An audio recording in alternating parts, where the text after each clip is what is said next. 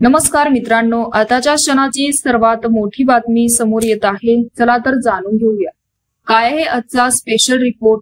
सविस्तर बातमी जाणून घेण्यापूर्वी आपण चॅनलवरती नवीन असाल तर चॅनलला सबस्क्राइब करा, बेल आयकॉन प्रेस करा।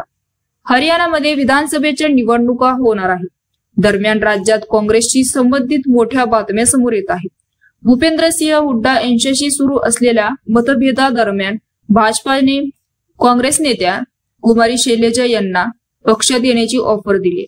अशा स्थितीत भाजप हरियाणात खेळण्याची तयारी करत आहे असा प्रश्न उपस्थित केला जात आहे। शैलजा भाजपमध्ये येणार? हुड्डा आणि शैलजा यांच्यातील मतभेदामुळे काँग्रेसचे जहाज डुबेल का? हरियाणा निवडणुकीतील संपूर्ण राजकारण सध्या काँग्रेस नेत्या कुमारी शैलजाभोवती फिरत आहे।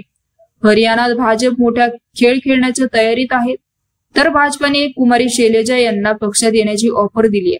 माजी मुख्यमंत्री आणि केंद्रीय मंत्री मनोहर लाल खट्टर म्हणाले की काँग्रेसमध्ये कुमारी शैलजा यांचा अपमान होत होता आणि कुमारी शैलजा भाजपामध्ये सामील लवकरच होणार असं देखील त्यांनी म्हणाले। तर हरियाणा काँग्रेसमधील अंतर्गत कहाराचा चर्चा रंगली आहे अशी माहिती सूत्राकडून मिळत आहे। तर मित्रांनो, याविषयी आपलं मत कमेंट बॉक्स मध्ये नक्कीच कळवा आणि चॅनलला आणखीनही सबस्क्राइब केलं नसेल तर चॅनलला सबस्क्राइब करा, बेल आयकॉन प्रेस करा। तूर्तास धन्यवाद। जय महाराष्ट्र।